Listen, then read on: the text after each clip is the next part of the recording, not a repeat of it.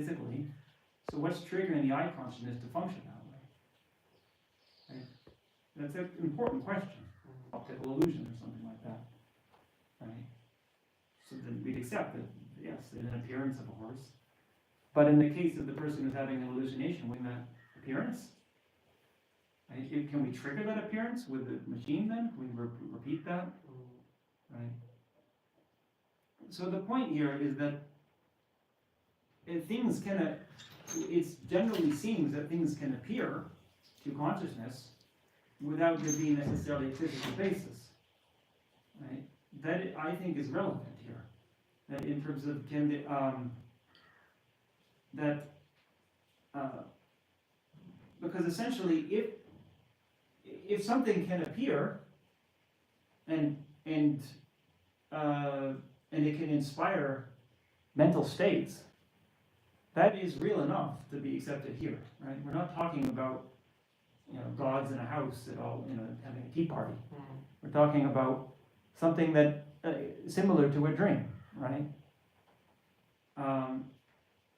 Does it require a brain for that to happen, right? So there's, some of the best evidence now is through near-death experiences. People have these experiences that appear to be not dependent on the brain. There are people, of course, who try to debunk it and argue that it is, or something else, but it appears from certain things that the people are having experiences that are not dependent on a physical basis and substrate of the brain, right? And when you use drugs, for example. Yeah, drugs is another good example, right? What's going on with drugs? So again, it just messes with your brain. Okay, but how, right? If it messes with your brain, you should just have like a seizure, right? Rather than having a vivid experience. What's going on there, right? It is not fixing your brain, right? I mean, some people are of the argument that I think I give a lot of credence to, based on thinking about it and also examining evidence, is that it's essentially shutting down certain functions of the brain such that things that are latent become manifest. So in some sense, this idea that you're basically opening the doors of perception, I think is how Aldous Huxley put it. There's something to be said for that. It doesn't mean I necessarily support it. I am very skeptical, just in as much as drug use tends to be uncontrolled and often have a lot of unintended side effects. But to the question of whether it actually is opening people to something real, I'm open to that. It looks like in a lot of cases it might be. Right? The problem is that you don't know what you're opening to, and you could open the gates to hell, or you could open the gates to heaven. You don't really know. You're just rolling the dice. Right? Now, in terms of evidence for gods, I mean, some of the evidence comes from like studies of mediums. Right? There's some very good studies that have been done on mediums, some of which are quite hard to debunk, some of which are debunked. I mean, some of which are just obviously fake. Right? These things happen, but it does not imply that all of them are necessarily fake. It does call it into question, but there are certain ones. We have some good books here again about that. And there are some that are quite stunning in terms of not just the information received, but the physical reaction. I mean, here, for example, we have the nature oracle, something like that, but some of them are more like, one of the greatest examples in history was this person in Britain in the 19th century named David Douglas Home. David Douglas, I forget his last name actually. It's not Hume, David Hume, but Home, I think it's Home, maybe it is Home, I can't remember. But anyway, I mean, in the documentation of the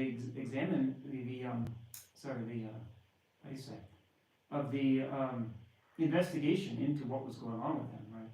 These investigators came to try to, with a serious scientific inquiry. They weren't just spectators, try to figure out what was going on. They recorded seeing him float out the window and go around and come back in the other window. Right? He claimed that he was being carried by spirits. Right? This occurred continuously for his whole life. It wasn't just one or two times. But is that true, or is it just? Well, I'm saying whether it's true, we have the documentation, right? But what's that? Even the documentation can be fake. Right, exactly. It could be fake. That's absolutely what will be argued if somebody wants to refute it, right? But to show the documentation is fake, it's not just enough to say, well, it can't happen, so it's fake. It's to look at, well, who wrote it and how well was it reviewed by others. So I was going to say, an even better example to focus on is the example of St. Joseph of Cupertino. This is probably the best example in history that I'm aware of that is documented, who for most of his life as a Christian monk was able to fly. And this was documented in the 17th century in Italy. It was documented heavily by the church, who were not interested in what he was doing. They were trying to basically burn him at the stake, because they thought what he was doing was heretical, and it was causing an uproar among the populace, which they didn't like. So they had a trial, and they went through all the documentation. They had affidavits, hundreds of people signing affidavits claiming to see him fly. Right?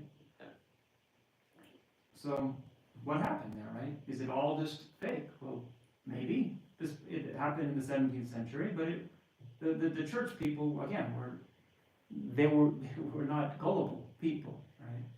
And this is the case where they were actively trying to cover it up rather than trying to make this into something real, right? So anyway, again, this is not the section of the topic of the Lammern Breze, but I think it really is useful. I think it's important to question every little piece here, other than just take it, and it's good that you asked the question, because if we just say it is it's there, we'll take it on faith, then it's not very strong, right? So anyway, those particular incidents that I'm talking about, it's not directly talking about a God, right? But it is at least indicative of some kind of force beyond ordinary human functioning and ordinary functioning of just what we generally accept as physical laws. Whether it's within our current physical laws is a different question, but in terms of, well, you have inanimate objects and you have animate animals that walk around and move, but then things flying in the air is something quite different, right? Then in terms of actual talk it's kind of what I was talking about with the mediums, but in terms of experiences of non-corporal deities, there's a lot of reports of that kind of thing, right? And so, again, it's really useful to go through that. Not just for generating conviction, whether it happens or not, also to understand what is actually going on, right? Because what's presented here is very general. Right? If we're going to be Buddhist practitioners, we want to understand reality very deeply. And at this point in my life, I feel generally quite not convinced is not the right word, but a sense of quite strong conviction that this is likely. Things like reincarnation even more so, but even with the thing of gods and so forth. But in a lot of the details, I still have all kinds of questions about it. And it's really useful to read accounts of what is experienced, right? And in every case, to see, well, some of these may or may not be true. Some of these might be people having delusional fantasies or whatever, but even then, it's kind of interesting what's going on. Why do people hear voices, right? Where does this come from, right? So there's a lot of things in reality that are left, how do you say? That are still waiting to be discovered, let's say. It's like when they do the cremations of the body of the masters, and after they find the relics. Again, that's one more thing, right? Where are the relics coming from? What is that? Where, in just Tupton itself, right? You see this the other monastery. Why are monks, it's still fresh after 22 days after they die, right? What's going on there? They've done some good investigation of that now, and they haven't found anything. There's no measurable brain activity. They have no idea what's going on. From a scientific perspective.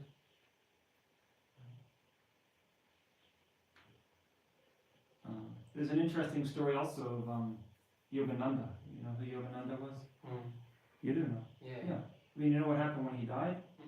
When he died, the body stayed fresh for a long period of time. The mortician wrote an article about it, reporting it. And of course, there are debunkers who claim that his students put they said like embalming agents in his body. Right? I don't know. I have not seen a really thorough analysis of the case. Right? But it's an interesting question where again, it appears, at least from the debunking report that I read, that it gives no evidence as to how that happened. It just says it had, of course that happened, because that must be the explanation. Right? So it would be good if somebody actually took it seriously with an unbiased mind, rather than being a follower who just says, of course, our master is greatest. Or if somebody who just says, this is ridiculous. Somebody who's actually interested in what's going on. Right? Then you can start to learn something from the evidence, or from the reports. So, we talked about that. So now Satchipalay, right? So from the Sutra on the 10 Grounds. Chuku Deda Korwe Trakne.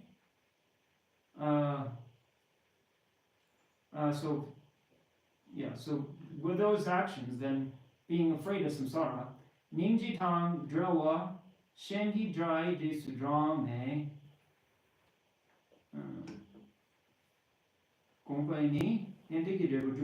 So based on those 10 non-virtuous actions, you develop a fear of samsara, but you don't have great compassion, and you're just merely following after the words of others, and then meditate in that way, then you'll achieve the result of a Sharavaka. It's an interesting way to think about it, right? There's that question of what's the distinction in our tradition? Not to say we're better or worse per se, but then looking at other Buddhist traditions where they're following this Sharavakayana. That's what Jangje Phuntsok told me some years ago when he went to that conference in Bodh Gaya, talking about the differences. There's monks from different traditions, and they were talking about, I think, whether the nature of mind was pure and whether people have the potential to become Buddhas, something like that. It was a discussion between Theravada monks and Tibetan monks and others. And what he pointed out, from his observations, I didn't go to the conference, but he told me about it, is that what was interesting is that the Theravadan scholars were mainly citing scriptural sources, and the Tibetan scholars were mainly giving reasoned arguments. That is kind of the understanding of what's going on. I don't need to judge their tradition. I don't know from experience, from being part of it, so I can't say, but it's interesting just from our own understanding of what's going on, that the idea there is that you're interested in practice, and so you just follow your teacher's instructions, and you achieve results. And they sometimes say the proof is in the pudding. You know because it gave you that result that it's efficacious. That's not how we approach it in our system. This is understood to be a distinction of Mahayana practice. That you have to ask these very difficult questions and look deeply into what's going on in order to have a greater understanding such that you can follow the Bodhisattva path and be able to teach others in accordance with their capacities. It's not just about, as His Holiness says, he gives the analogy of this other way of doing it, just following the words, is like somebody gives you a lollipop and you just suck on the lollipop. Right? It's very sweet and you experience the sweetness. Versus somebody gives you something tough to chew on, you actually have to think about it. Right? So that's the understanding. If you do that, if you follow that path, this is the result you'll have. You'll have the result of nirvana. Yang ninje me parshen hitring me chokching. Ramit Sangyawadune. So now it's talking about the Pratyeka Buddhas, right? So still without great compassion, but without taking things. So Shengi Tring Mi Jok means that they don't entrust their welfare to others, essentially. Tring, I'm not actually even sure what the word Tring itself means. It's not a word that we use. But Shengi Tring Mi Jok means that basically you are in control of your own destiny. That you are able to, you're able to develop the capacity that you don't have to rely on others. You don't have to ask somebody else to teach you. You don't have to ask somebody else to perform miracles for you, whatever. Right? So so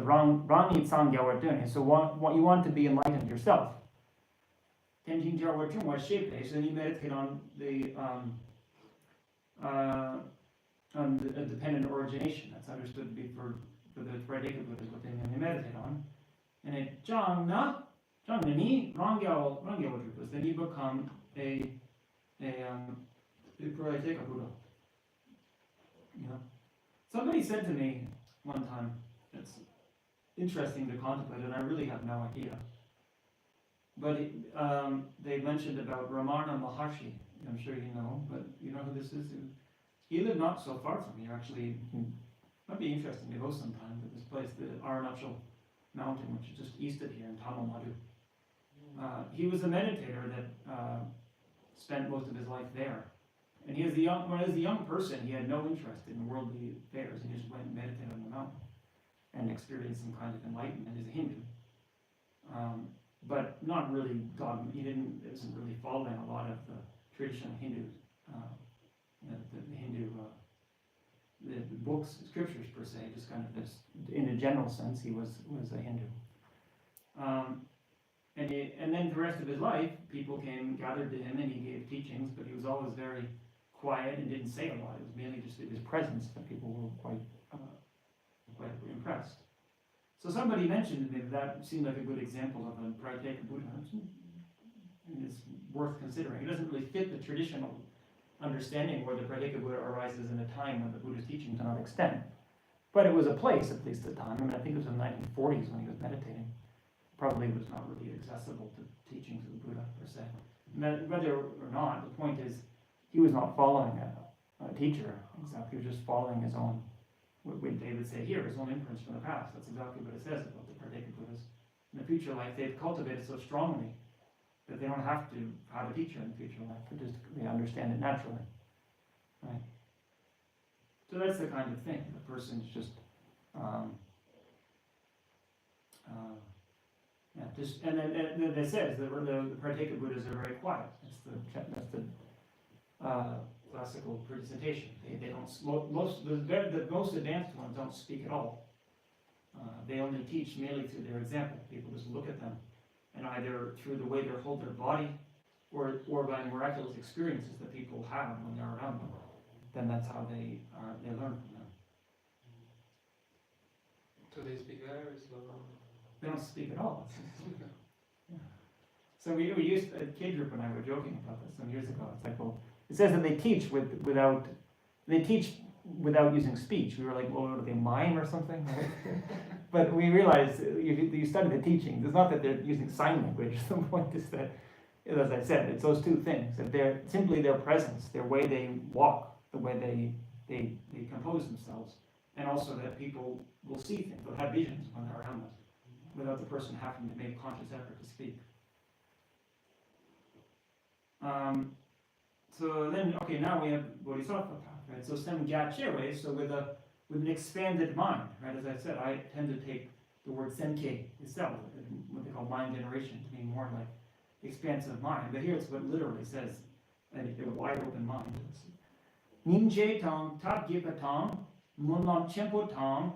So they have compassion, they have skillful means, they have great prayers, which means great aspiration. Semchen tanje yonsumi dongwatang. They completely do not give up on sentient beings.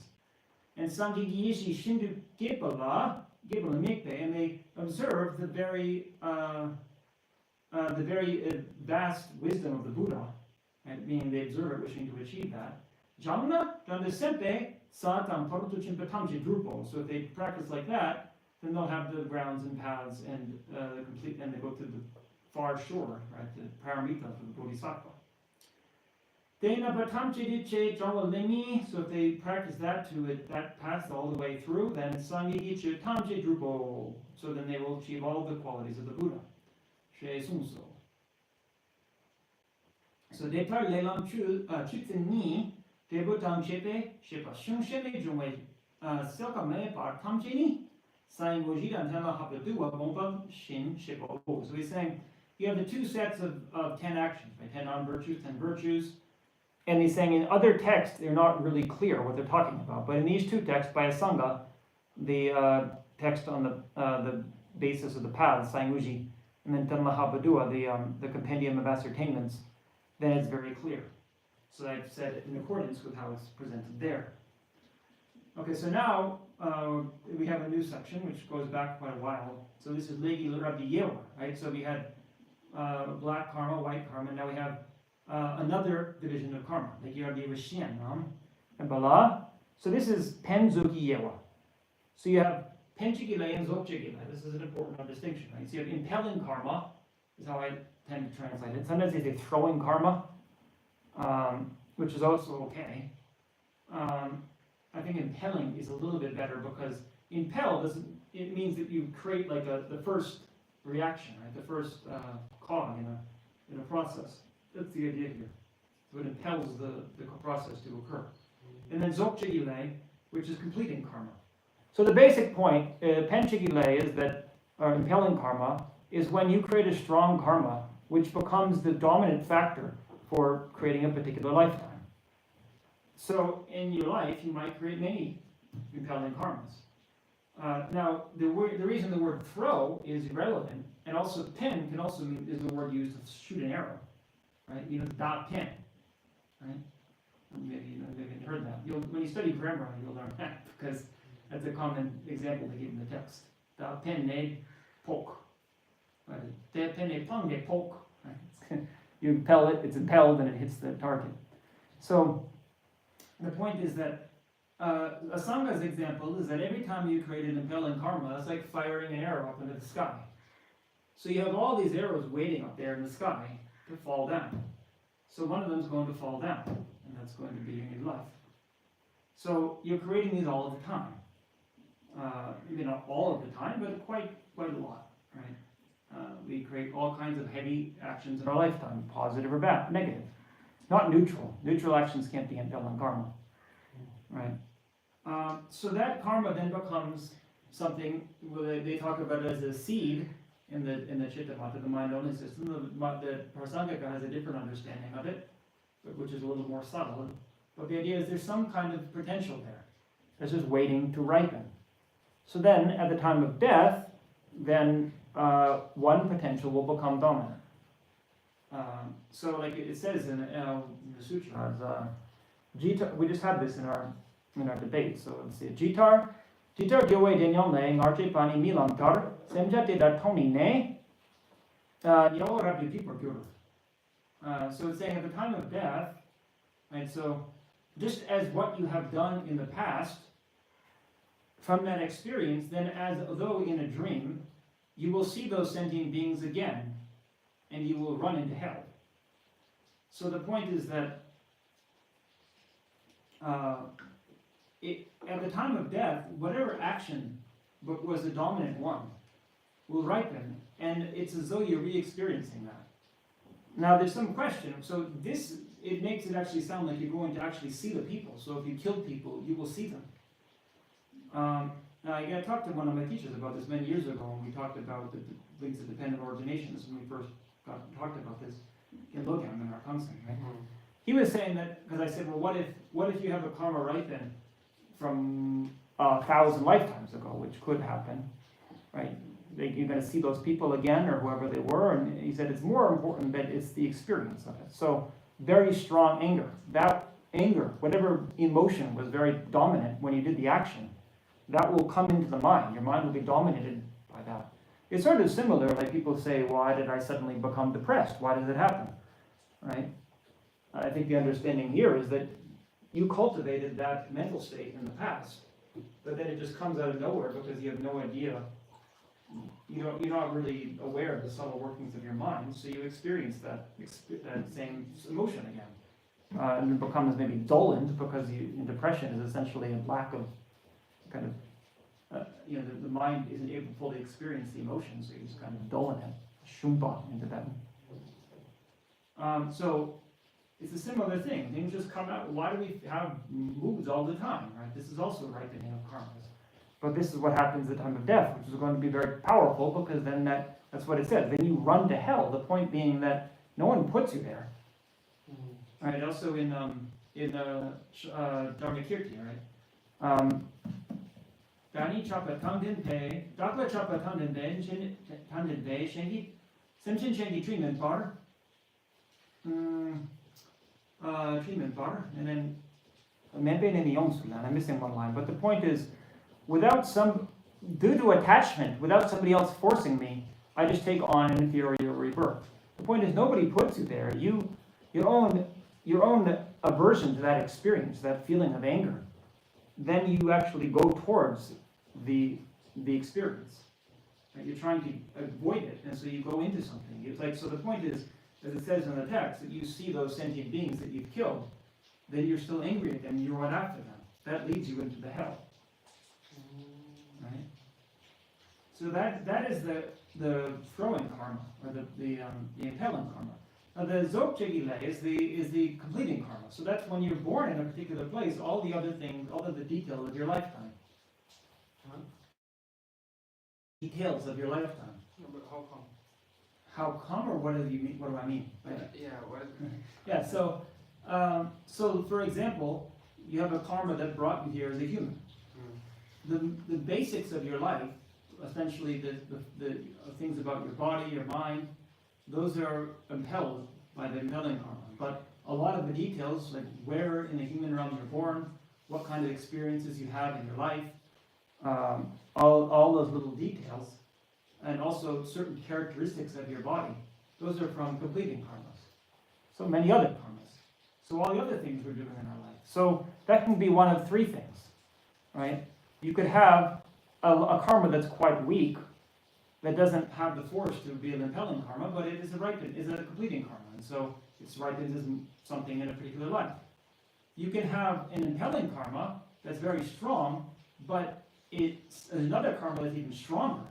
So that impelling karma, that first one, then ends up ripening as a very heavy experience in that lifetime, as opposed to lifetime itself. Or you can have an impelling karma that impels a lifetime, but it still has residue. And so it continues to give results in a future lifetime as smaller results of the little beats of little the details of that life. You can also have a very strong impelling karma that impels more than one life. But it can do all kinds of things, right? So it's not like there's a strict divide, but it's in terms of how they act, which one functions in that way. So any of them could be any of them, but the very weak ones can't really be impelling karmas. But the heavier ones could ripen. It depends on many conditions, how they ripen. That's what we say. It's not just a fixed outcome. It's that they have a lot of different potentials, and they could ripen in various different ways depending on what conditions they meet. a question? Yeah. For example, I don't know, an ugly animal like a scorpion. Yeah. I'm afraid of scorpions, for Yeah, example. sure. We feel sort of afraid Yeah, because they're sure. ugly and so Yeah. forth. Is part of their karma, or is our karma It's to be both. afraid of them? It's both. Because they have like ugly body and so forth. Yeah, it's both. And we have like this afraid of the ugly Yeah, body. it's an interaction between both of them, right? And they have the karma, as we say, it's so complex. We try to pinpoint certain details of it. We said that they have the karma to be born as an animal. They have, amongst that, they have the karma to be born that is more specific, right? As an animal. For one thing, they're a predator, which, the unfortunate thing is they're creating karma by harming others. So they're creating further karma. But also, they don't have the karma to be prey. And I don't know if any other animals prey on scorpions, but it'd be probably pretty dangerous, right? They have protection. But they have the karma to be born as a being that's generally a bit solitary, right? Other beings are afraid of it. Maybe that's good if you're an animal. Right, and they have the karma to be, they have other competing karma, so they're born where they have to fend for themselves, right? That's what they often give as the example, like somebody's born as a dog, but they're born in a very caring family. That's the completing karma, which is very positive, which gives them a fairly comfortable life for a dog. Right? And then your karma, right, which is to experience things that are uncomfortable for you and frightening and dangerous, right? And you probably have karma with that particular being if you have to, if you're meeting with it. So there must have been some interaction in the previous lifetime, If it comes and stings you, then probably there was quite some strong interaction in the previous lifetime. There's some strong connection there. Right? Why did you turn over that stone and not another one? Quite literally. Right? Why? What compelled you to do that? So there's all different factors going into these things, right? Now, of course, we'd say, well, if you're in a human body, evolutionary-wise, then you're just naturally afraid of scorpions. And I think I mentioned that in the last talk. It was nice. Yeah, so I think it's the same with scorpions. Human beings just have a natural fear of scorpions, even without being taught. Maybe, I would expect. Snakes, certainly, yes. So, yeah, that's also part of it, right? You're born in a human body that has the potential to experience suffering and has the potential to be harmed by other beings that live in the same world as you. And so there's all kinds of different things. None of them contradict each other per se, right? It's not like they're incompatible, I don't think. And only, it's a weird question, but only living beings can have karma. I mean, have karma. For example, if you go in the early days, the Big Bang and so forth, it's like causes and conditions, you know? Mhm. It's also part of karma and so forth? Mm-hmm. Or Well, there's two answers to that question. One is, to say there were no living beings at the time of the Big Bang, well, how do we know? Right? There were probably not anything like we know of life right now. But certainly in the Buddhist conception, it would be essential that there were. Maybe there becomes some kind of non-corporeal sense, or maybe there are hell beings experiencing that conflagration, I don't know. But even putting that aside, things that happened in the past can still be related to us karmically. That's actually one of the arguments of the Prasangika, that we assume that time functions in a real way beyond the way we experience it, right? So even in quantum mechanics, there's some arguments that people make for that, right? Like, until somebody comes and observes the universe, there's no collapse of the quantum potential. So what even happened then, in some sense, is dependent upon our observing it now. Right? This, I think, is actually quite in accordance with the Prasangika understanding, that we're connected to that. Right? There's a causal link from then to now about what's going on now. And then our looking back on it and observing it is also affecting how it unfolded then. Right? So, and more, even just beyond that kind of explanation, right? So it's like the preamble, right? The world was, many beings had the experience to be born in a particular universe, so that universe had to form in order for them to be born there. So their karma was kind of kind of orchestrating that happening, such that eventually it would evolve into a place that terrestrial life could support terrestrial life. Right? So there's some relation there. Now, what is exactly as a living being? Right? Again, not just in terms of formless beings, but there are certainly people who argue nowadays that even things that we consider inanimate, some question as to whether there's some kind of consciousness associated with that. It doesn't appear to us that way, perhaps because of our own evolution. It's not relevant to us in terms of evolution, so it's not very useful to develop the capacity to sense it. I tend to feel I tend to be intrigued by that possibility. I think there's something worth looking into there. like plants, for example. Plants, but even like rocks, Rocks. right? Not the rock itself, but the particles that make up the rock, right? Whether is consciousness associated with them in some way, right? What appears to us as a rock, what appears to us as an atom, well, it doesn't really appear to us, does it? We conceive of it. But that's also dependent upon our sense apparatus, right? It's also dependent upon our experience of time, unfolding in a particular way. But I saw an article really interesting, I think this was this last year. They've now discovered a lot more life underground than they thought. And there seems to be a lot more kinds of life forms that we weren't aware of. there's now speculation that life didn't evolve from the bottom of the ocean, it actually evolved from under the earth. And there could be all kinds of microorganisms living down in the lava. And so I don't know if they say lava per se, but like deep, deep under the earth. And there could be all kinds of things that we have yet to discover about the nature of life, the nature of sentience. Right? So just to say, well, it's just inanimate, it's dead, that's kind of the refrain that's been going on for a few hundred years, but it seems to be getting a little bit less relevant. Right? It seems to be a bit of a dichotomy between live, sentient being, living matter, and dead. Now, of course, the extreme argument of materialism is that everything's dead. What does it even mean anymore when everything's dead compared to what, right? But to say that it's all this like dead matter that just produces this illusion of consciousness, well, what does it mean to be dead, right? Yeah. Anyway, these are very different speculations. But, in terms of in terms of karmically, then that's called a common karma. Right? So if there really was the case, which in the Buddhist conception, they tend to actually side with that point of view, that there is living beings and there's inanimate matter. As I learn more about actually some new developments in science, I'm more skeptical about that, even though it is the Buddhist conception, right? Especially about plants and so forth, whether there's a strict divide. Nevertheless, in the Buddhist conception, there's an understanding that you have living beings, which are every being is created by their own uncommon karma, whereas the external world is a manifestation of collective karma of the sentient beings that are populating it.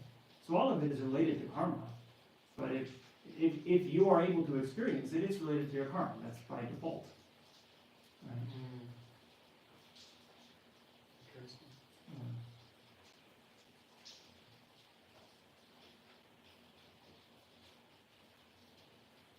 So, okay, so we talked about impelling and completing karma. So you have Dendra Pembele, so karma that impels you to be born in a happy migration, that is virtue. And Dendra Pembele, so that which impels you to be born in a suffering migration, that is non-virtue. And Zokchelan Nivamedo, so then so the completing karma is uncertain. Right? So you could be born, the point is if you're born in a happy migration, you could still have negative completing karma. Because you could be born as a human but have all kinds of bad experiences in your life. Right? And in the same way, that's why they say karma is fluctuating. That you could have very positive karma, but rather than causing you to be born as a god, you're born in hell, but then you experience a cool breeze. And so then it's not really a very useful way for it to ripen. But the point is that it could ripen that way. It wouldn't ripen as the hell rebirth, but it would ripen as some kind of relief in that lifetime. Right? So that's more, especially within the desire realm, that's why it's called the fluctuating karma. The desire realm karma, as opposed to in the higher realms of the subtler levels of God realms, then things, how they ripen is very indeterminate. It depends on lots of conditions. So it says here, Dendra, Yang, so even within the happy migration, Yan Lak Taning Lak Tao Wompo Matsawa. So you could have incomplete limbs or incomplete faculties, right? Incomplete sense faculties. And then don't meet up, or you're ugly. Or say to one, you have a short life. All kinds of things that just make life difficult in a lot of ways. And Neymar. So then you have lots of sickness. And then Uaso. So then you're poor. Uaso. Now to say it makes your life worse, that's an interesting thing also. It isn't always, right? It's always uncertain. Sometimes it makes things a little better. Sometimes you're fortunate if these things happen, right? We say sometimes people who are rich have the suffering of being rich, right? But in a general sense, it's we don't want to romanticize poverty and romanticize having illness. It's generally suffering, experience of people, right? As Arya Deva said, Chokla Yigidu Nalde. So for the best of the people in the with the best of conditions, they have mental suffering. The people in the worst of conditions, they have bodily suffering. Wherever you are, there's some kind of suffering associated with it. So Dundra Tang Hida Layam. Teljur Pongsum Sopa Yopani Gewe Chedo. So then the other way around is that you have an animal or you're a ghost. But you could be very wealthy.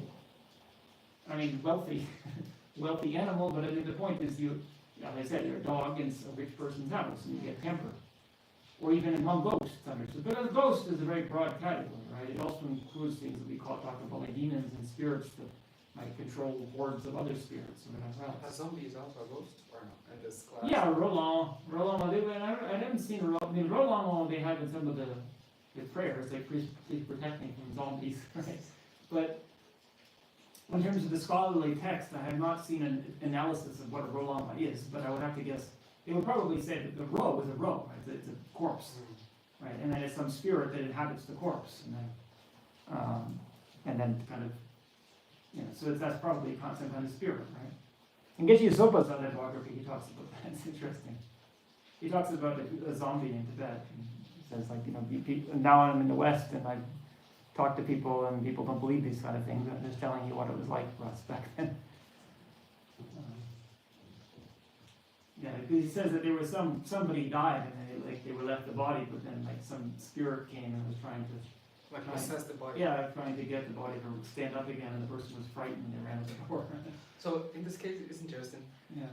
The spirit possess the body. So if you kill a zombie, you don't commit a fault because it's not the body of the spirit. It's it's a question. Yeah, if you're killing the spirit, it's a different question. It does say for a Gelon, right? If you kill a human being, it's a defeat. It says if you kill a non-human being, which means a spirit, then it's a bonpo. It's not a complete defeat. Right? So it implies you can kill them somehow. I don't know. And one more question about the healthy people, the rich people and poor people, Yeah. It's part of their karma. So what is the point to help, for example, the poor people? Is it part of their karma? That's a very common question. That's an important pitfall to avoid, right?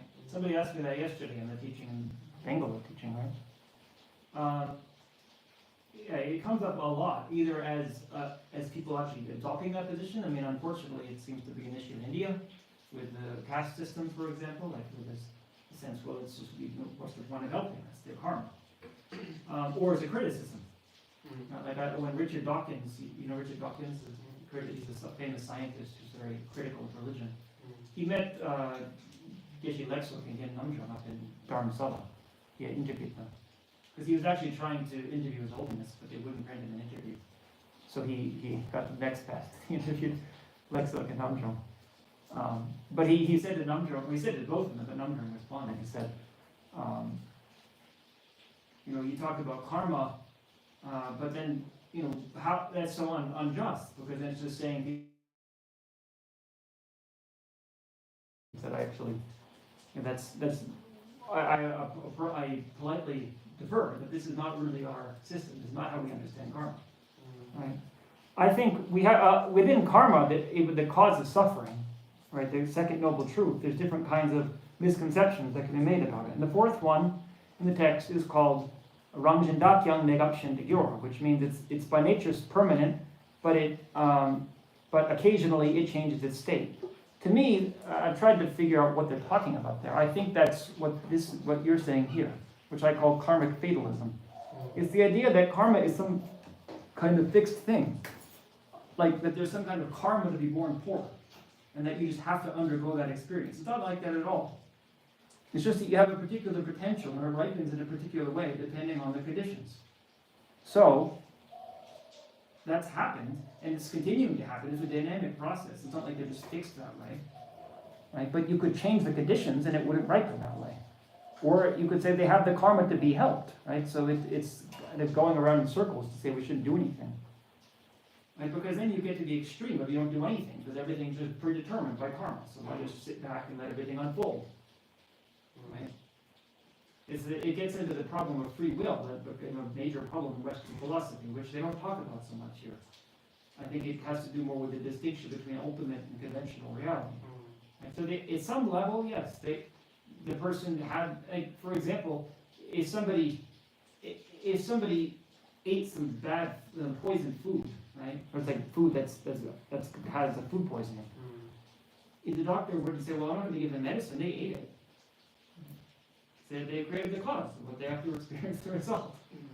Right? The point is that, for one thing, they didn't even know what they were doing. It's similar here. Right? The person in the past, like out of ignorance, they created karma. Right? And furthermore, we can reflect that we have the karma too, right? It just happens to be at this moment we're experiencing it. We all have different karmas.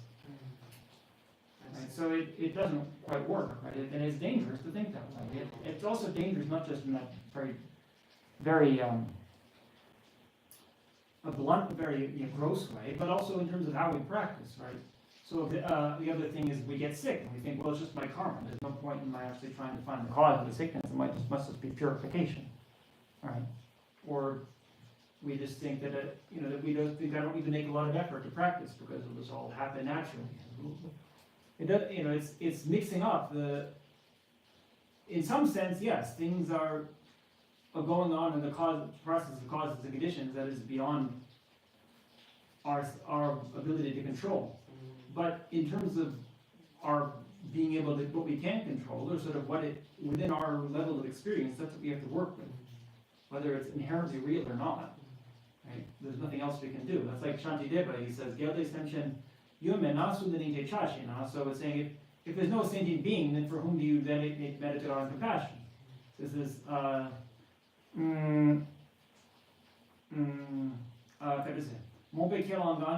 not quite saying it right, but it's saying the one when you were under delusion, well, the one that appears to you that way, that you pledged to help. Right? It says Senshin Mena, Senshin Meidre Suhiyin, Dende Hode Momento. So he's saying if there's no sentient being, then who experiences the result? He says, yes, that's true. Ultimately, it's the point, it's true, but because it appears to us in accordance with our current capacity, then take it as it is. Do not do.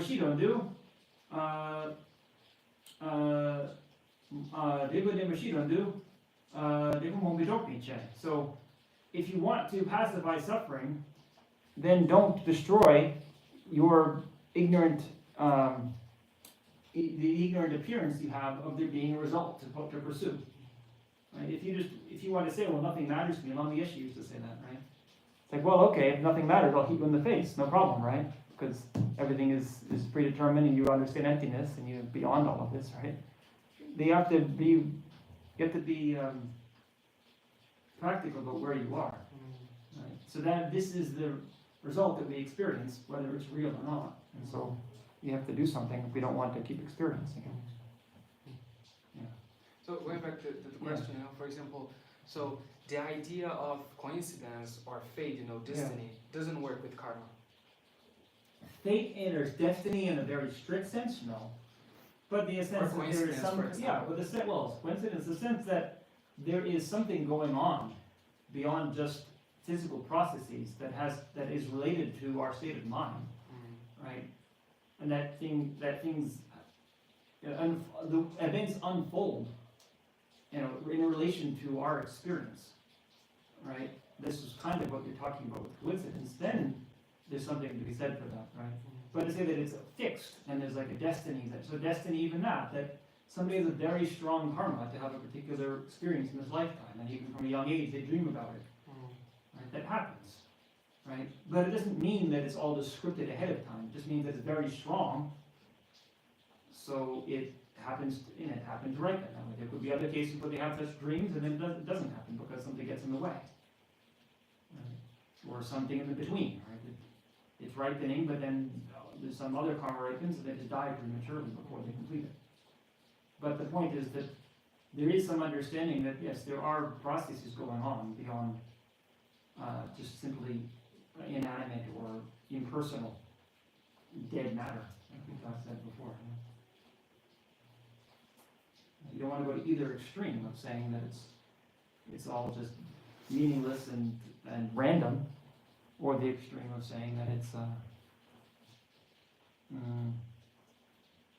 saying that it's sort of manipulated by a god and it's all determined and everything is magical. I think talks about magical thinking.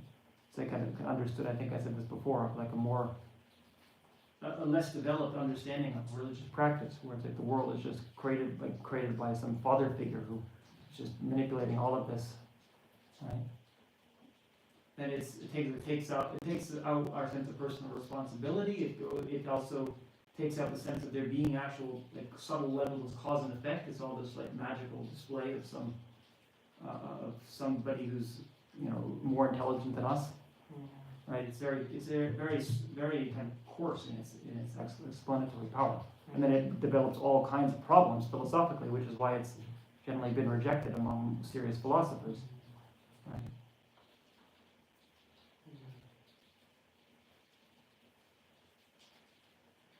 Yeah, it doesn't make sense because some people say, oh, there's this magical being rolling the dice and so forth, Yeah. and they also claim about the free will. So how it can match? Exactly, this, that's one problem. ideas, it doesn't make Yeah, sense. But also the magic. So one of the problems is there's some magical being rolling the dice, right? Well, for one thing, if he's magical, why doesn't he roll the dice? Why doesn't he just do it himself, right? But also, it's like, well, where is he, right? And how does he interact with the physical world? That's one of the questions that a lot of modern people would want philosophers would ask, right? Like, if he's omnipotent, for example, that's one of the biggest problems. Like, if he's omnipotent, why doesn't he stop all the suffering in the world, right? And if he's interacting with the physical world somehow, well, is he physical himself, right? Or she, whatever. But say he for argument's sake. Is he physical himself? Well, in that case, well then there has to every action and equal and opposite reaction, we say in physics. How does this non-physical thing interact with the physical world? Right? Is it breaking the law? Then it's questions. Is it breaking the laws of physics? Is no longer so. It's just we say it's completely supernatural. It has nothing to do with the known laws of science. In terms of it's not just like it's a deeper law, but it's just like blatantly disregarding the laws. Right? That becomes problematic. Right? That's one of the main things that's often focused on. Right? And if it's within the causal process of things, well, it also has to be subject to constant change. It's not like it's a fixed thing. That's the argument that the Buddhists use. And so traditionally, it's like, if it's a fixed thing, then it can't be involved in the causal process. If it's involved in the causal process, then it's not a fixed thing. Right? And like Shantideva says, Gyale Wangchu Mido Shin Chena Niche Wangchu tells. So it says if Wangchuk, meaning if Ishvara, the God, if it happens without his wishing it to happen, then it shows that he's under somebody else's power because he's not in control of what's going on. Or if he wishes to do so, then he's dependent upon his wish because his wish is changing. First he wished this, then he wished that. So here's this permanent thing, but then there's his wish that he's not controlling.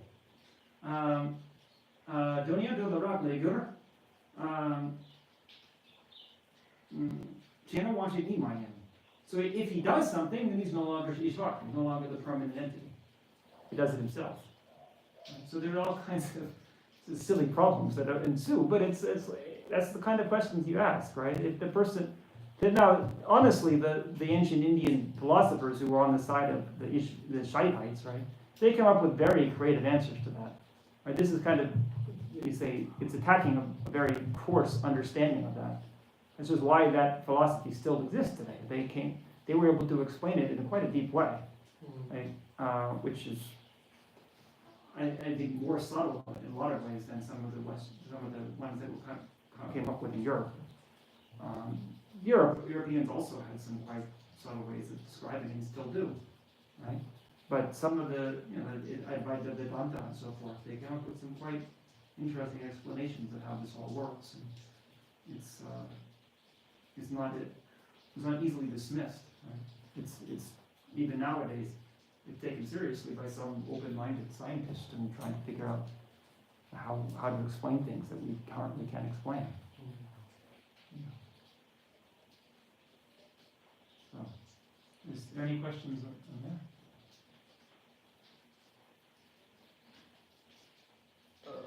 So far, no.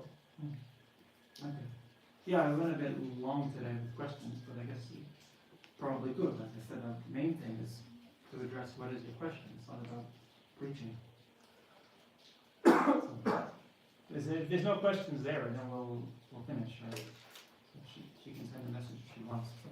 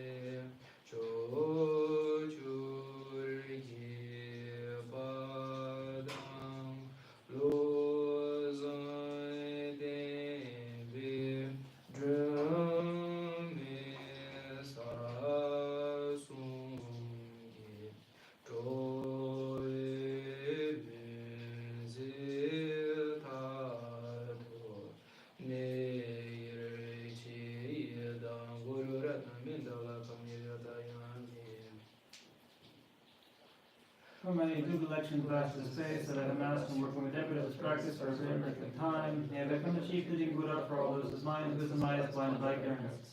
That if I have outreach this state, may I be held in the loving compassion for all of my lives and Manjushri. May I complete guided past the teachings, may I please help the Buddhas by my practice. Using skillfully and drawn with a strong force of compassion, and may I clear the blockages from the minds of all beings with the points of the path as I have discerned them, may I uphold the Buddha's teachings for a very long time. With my heart going out with great compassion, whatever direction the most precious teachings are not yet spread, or once spread have declined, may I reveal this treasure of happiness and aid. And to those who wish for liberation, be guided about His peace, and those do the deeds endured for a long time by this graded path to enlightenment, completed to the wondrous virtuous conduct of the Buddhas and their sons. May all human and non-human beings with limited diversity and create conducive conditions for practicing the excellent paths, or recorded in any of their lives in the purest path praised by the Buddhas. Whenever someone makes an effort to act in accordance with the tenfold Mahayana and virtuous practices, may he always be assisted by the mighty ones, and the oceans of prosperity spread everywhere.